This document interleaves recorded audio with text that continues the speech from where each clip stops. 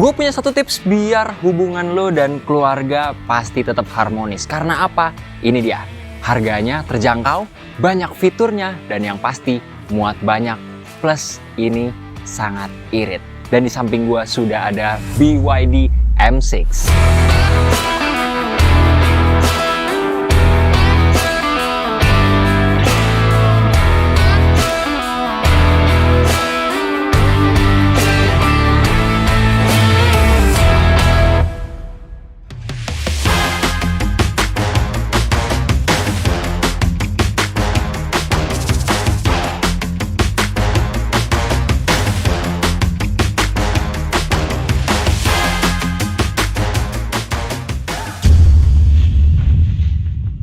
Yes Sobat Kabarto, di samping gua sudah ada sebuah MPV dari BYD, yaitu BYD M6. Ya, belakangan ini emang mobil ini cukup ramai diperbincangkan. Walau sekilas, kalau misalkan dilihat mindset ataupun top of mind dari kalian semua pasti ngiranya BYD M6 sering dipakai sebagai taksi online elektrifikasi atau taksi online listrik. Tapi jangan salah sob, mobil ini adalah mobil yang cukup affordable dari segi harga, bahkan sampai fiturnya.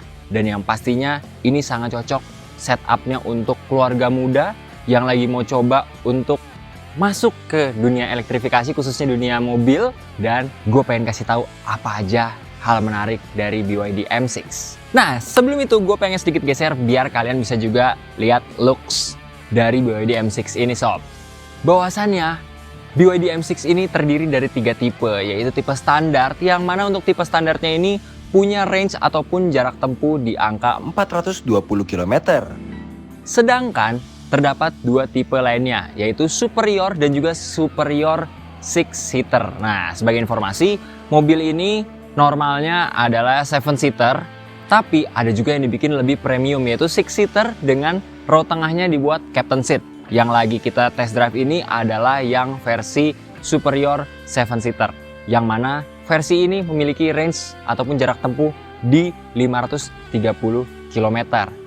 Plus gue mau kasih tahu harganya, karena tadi gue kasih tahu di awal video bahwasannya ini sangat affordable. Ya bener banget, dengan jarak tempuh yang sampai 530 km ini kalian bisa membelinya di angka 423 juta untuk yang tipe 7-seater superior, dan juga 433 juta untuk yang 6-seater captain seat tipe superior.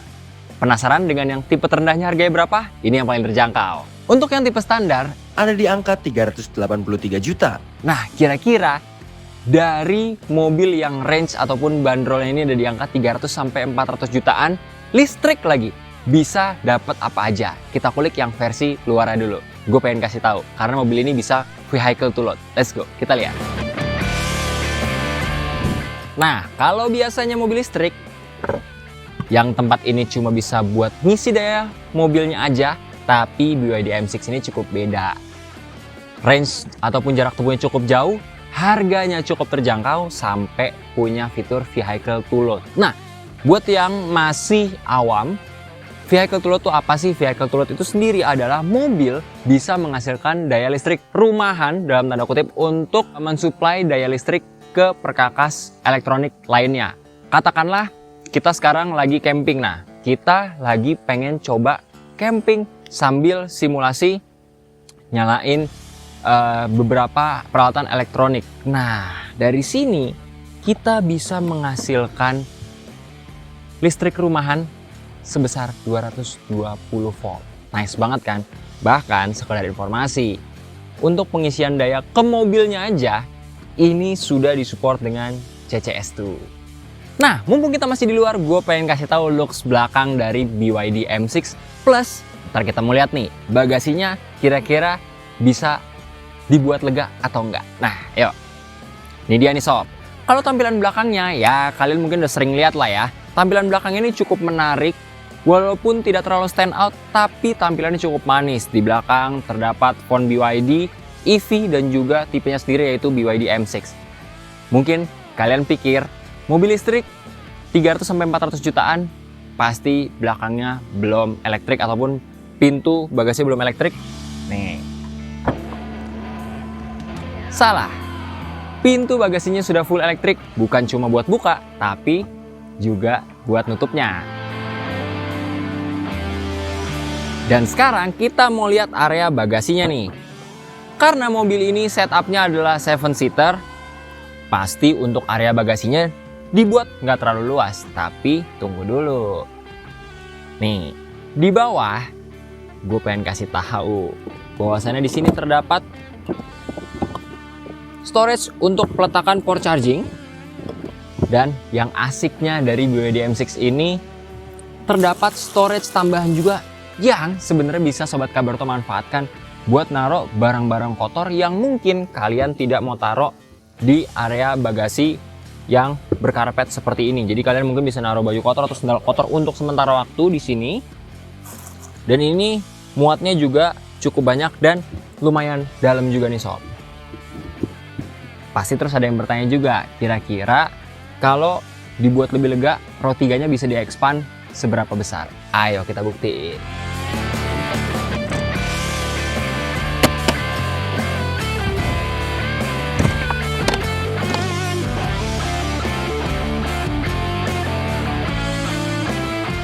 Nah, sekarang gue pengen kasih tahu nih, ini yang cukup menarik nih Sobat Kabaroto. Kalian bisa expand bagasi dari BYD M6 ini cukup luas kayak gini, dan yang menariknya ini rata lantai. Untuk kapasitas bagasi dari BYD M6, kalau baris ketiganya dilipat, daya tampungnya bisa mencapai 580 liter sob. Jadi kalian bisa naruh banyak barang, kalaupun kalian cuma mau pakai row depan dan juga row tengah, sehingga row ketiga ini bisa dilipat dan dimanfaatkan untuk expand area bagasi. Nah, sekarang gue pengen kasih tahu area kabinnya karena kita ntar akan kulik juga nih. Mulai dari row depan, tengah, sampai row belakang. Seberapa nyaman kalau jadi pengemudi, penumpang depan sampai penumpang belakang, plus fitur-fitur di BYD M6. Ayo kita masuk.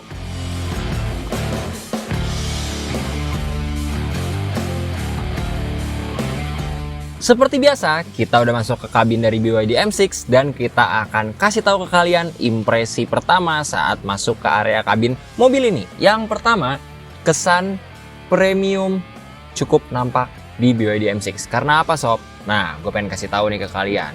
Yang pertama, kalian bisa lihat nih, perpaduan antara bahan plastik keras dan juga, nah, motif-motif yang ada di area dashboard ini dan juga di area door trim ini cukup memperkaya unsur elegan di BYD M6 Plus ini nih, yang dari awal selalu BYD tonjolkan di setiap unitnya, mulai dari Seal atau Tree, Dolphin sampai M6 adalah head unit yang bisa muter sesuai kepengenan kita.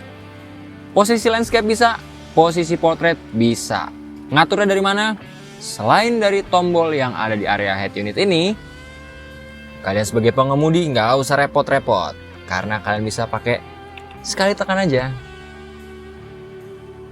Muncul banyak pertanyaan dong, buat apa sih sebenarnya dibuat vertikal seperti ini? Kenapa nggak dibuat posisi tidur aja?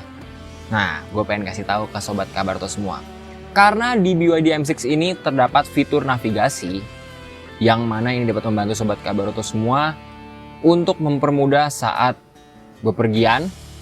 Nah, kalau dibuat kayak gini, setupnya kan kayak smartphone banget. Jadi bacanya pun juga lebih nyaman dan juga detail. Oh ya, ngomong-ngomong soal detail, maps bawaan di head unit BYD M6 ini beneran detail sob. Karena tadi kita coba waktu di tol Jagorawi, kita tes ketika ada belahan jalan yang kadang-kadang cukup membingungkan, itu BYD M6 head unitnya benar-benar ngasih tahu secara detail. Harus ambil lajur kiri atau lajur kanan atau cukup lurus aja. Nah, ini cocok banget nih mungkin buat teman-teman perempuan yang mungkin katanya nggak jago baca maps. Nah, kalian bisa manfaatin fitur ini di BYD M6. Selain dari head unitnya, gue pengen kasih tahu nih. Untuk tampilan monitor cluster instrumennya, dia terbagi menjadi dua jenis tapi disatukan sob. Yang pertama adalah mode analog di sisi kanan dan di sisi kiri, dan yang di tengahnya ini ada layar MID-nya yang bisa memberikan banyak informasi mulai dari fitur-fitur ADAS yang berfungsi atau bisa difungsikan di mobil ini, sekaligus ada yang namanya TPMS ataupun Tire Pressure Monitoring System. yang berfungsi untuk mengetahui atau mengecek tekanan angin ban di BYD M6 apakah sudah ideal atau belum. Selanjutnya di area lingkar kemudi. Nah, yang mau dikasih tahu pertama adalah ini dia. Pengaturannya sudah tilt dan teleskopik. Jadi bisa disesuaikan dengan posisi ataupun gaya berkendara sobat Kabarto semua. Plus pengaturannya semuanya di area setir ini cukup mudah dioperasikan. Mulai dari tadi yang gue bilang, tombol untuk vertikal horizontal dari head unitnya, lalu tombol untuk view sekitar dari mobil, habis itu ada cruise controlnya juga, dan di sini ada tombol audio yang pastinya cukup mudah difungsikan. Plus ini dia nih sobat Kabarto yang asiknya dari BYD M6. MPV ini dari luar terkesan seperti malu-malu tapi jagoan. Karena apa? Looks-nya mungkin sederhana, tapi dari dalam udah elektrik sob pengaturannya. Tuh ya kan? Sandarannya sudah elektrik, bahkan nggak cuma pengemudi aja, tapi penumpang. Selain itu, di depan ini cukup adil. Selain elektrikalnya ada untuk pengaturan jok depan kanan kiri, di jok depan kanan kiri sudah ada ventilasi udara di area jok supaya kita pengemudi dan juga penumpang depan bisa lebih enjoy saat berkendara di siang yang cukup terik kayak gini. Bicara mengenai angle kamera nih sob, di sini kita bisa lihat nih terdapat banyak banget setupnya, total ada 4 ya kan, semua angle dari atas dan bisa kita adjust lagi nih sob. Plus di sini ada pengaturan untuk view surround tapi versi dibuat transparan. Tujuannya apa? Kalau misalkan kalian mau keluar garasi, kalian bisa pastikan di bawah kolong mobil kalian itu tidak ada sesuatu yang sifatnya akan menghalangi laju dari kendaraan, bahkan binatang kesayangan kalian sekalipun yang pastinya cukup berbahaya kalau dia letaknya ada di bawah mobil. Nih juga posisi 3 dimensinya di area belakang. Terus habis itu sensor parkir juga bisa di setup dari head unitnya. Nah, untuk looks head unitnya kurang lebih seperti ini sob. Nah, ini cukup asik ya. Dia dibuat smooth juga. Plus di sini ada perintah suara seperti biasa. Gue pengen coba simulasikan. Hai BYD. Nah, bedanya mungkin dari beberapa merek sejenis. Sorry, I don't think I understand. Dia ketika kita panggil di awal, dia nggak ada respon. Tapi dia akan langsung muncul pop-up notification. Kurang lebih seperti itu sob. Nah, gue pengen coba suruh mobil ini untuk buka semua jendela. Hai BYD, open all window. Nah, ini cukup asik juga nih sob. Jadi perintah suara ini akan mempermudah kita untuk nggak perlu buka dari area sini sob. Jadi cukup dengan perintah suara aja. Nah, ngomong-ngomong, selain dari perintah suara ini, gue pengen kasih tau juga untuk buka tutup jendela seperti biasa, kalian bisa fungsiin dari sini juga sob. Dan ini semuanya sudah full automatic naik turun. Ini contoh ya. Nah, di sini bisa full untuk naik turunnya.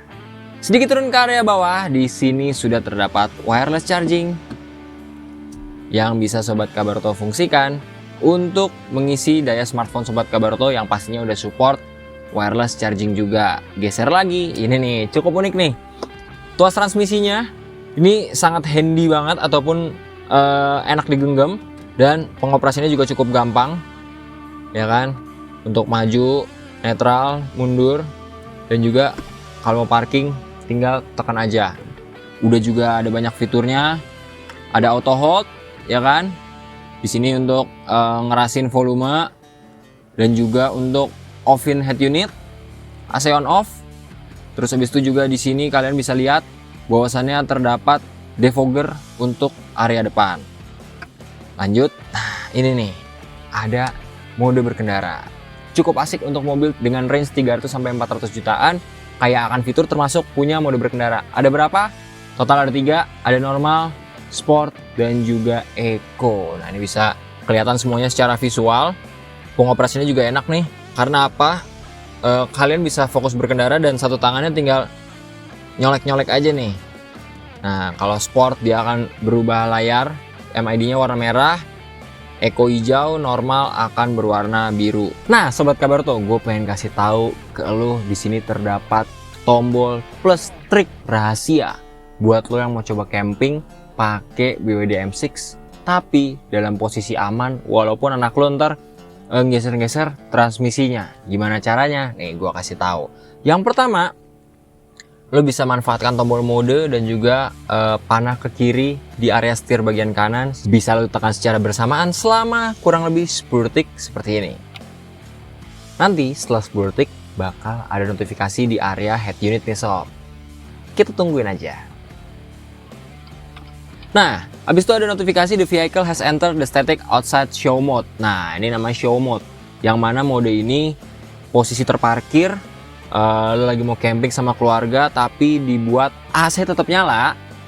Tapi ketika lo pindah transmisi, katakanlah gue pindah transmisi D. Nah, di sini the vehicle cannot drive in show mode. Plus di MID-nya juga ada notifikasinya. Dan untuk pembuktiannya, gue gas, nggak jalan sama sekali. Bahkan kalau gue pindah ke transmisi mundur pun nggak jalan juga sama sekali. Bagaimana untuk resetnya? Tekan lagi tombol yang sama, tombol mode dan juga tombol panah ke kiri di setir kanan selama 10 detik. Nanti mobil otomatis akan mati untuk reset. Dan kalian tinggal nyalain lagi aja. Simple. Tapi belum banyak yang tahu nih. Gak usah berlama-lama, gue pengen kasih tahu ke lo gimana rasanya kalau jadi penumpang di row tengah dan ada fasilitas apa aja di row tengah. Ayo ikutin gue. Nah, sekarang kita ada di row 2 dan gue pengen kasih tahu apa aja yang bisa dimanfaatkan di row 2 sebagai penumpang. Nah, yang pertama, tengok ke atas dulu dong. Nah, di atas di sini ada glass roof yang pastinya membuat kesan kabin mobil ini rasanya mewah banget. Tapi kurang cocok dibuka di cuaca terik kayak gini, cuma karena kebutuhan syuting supaya lightingnya lebih natural. Jadi kita buka aja. Cukup luas dan pastinya ini nambah kesan mewah. Kalau di row tengah, nah untuk pengaturan sandaran joknya itu masih model tuas, begitupun yang di sebelah kiri juga. Dan untuk recliningnya sendiri masih menggunakan tuas juga, bisa dimaju mundurin sesuai dengan kebutuhan. Nah, ini udah yang paling mundur. Nah, kita lihat nih setup tadi gue berkendara. Postur 180 up, masih ketolong, masih normal. Space di area lutut ataupun legroom masih aman. Headroom udah pasti aman banget karena atap-atapnya ini cukup tinggi. Plus sandarannya cukup adil karena ada 3. Semuanya bisa di-adjust juga headrestnya. Di tengah ada armrest plus cup holder, bisa buat naruh 2 botol minuman atau 2 gelas juga. Tidak ada ventilasi udara di jok, tapi kalian bisa mendapatkan double blower dengan pengaturan juga di row tengahnya. Ada di mana? 1, 2. Plus di sini juga ada lampu baca. Cukup adil, kanan kiri sama. Plus ada hook juga gantungan. Di sini juga terdapat port charging, storage tambahan. Buat yang menggunakan Apple bisa, Android juga bisa. Kantong-kantong di belakang cukup banyak, total ada 3. Kanan dan kiri ada 6. Untuk pengaturan dari naik tutup ataupun naik turunnya jendela juga sudah otomatis. Ini setupnya juga cukup nyaman ya sob. Seperti ini, ditambah dengan detail-detail kemewahan lainnya seperti lampu baca ataupun lampu kecil. Ini cukup menarik. Pengaturan AC ataupun blowernya itu bisa kita sesuaikan. Di area atas ini dibuat minimalis dan juga cukup manis. Dan tidak ada hal lain yang bisa kita nikmati selain poin-poin yang udah gue jelaskan. Tapi sebagai penumpang di row tengah ini rasanya cukup nyaman karena visibilitas di kaca samping ini juga cukup luas. Kalau misalkan nanti di insert juga nih mobil dari samping ini tuh bener-bener cukup luas sob. Apalagi di dalam kabinnya terasa luas banget nih. Jadi kita masih terasa ya kan posisi kalau disopirin bisa ngeliat kondisi jalan ini cukup nyaman juga. Next, kita mau coba row 3-nya nih. Banyak sebuah MPV yang row 3-nya dalam tanda kutip seadanya ataupun sebenarnya nggak layak untuk dibuat jadi tempat duduk penumpang. Tapi kita mau buktikan kira-kira di BYD M6 ini cukup nyaman atau enggak kalau ada di row 3. Yuk pindah ke belakang. Nah, untuk pindah ke belakang cukup gampang. Tinggal tuas sekali tekan, langsung dorong. Hup. Kita bisa akses ke belakang. Nah.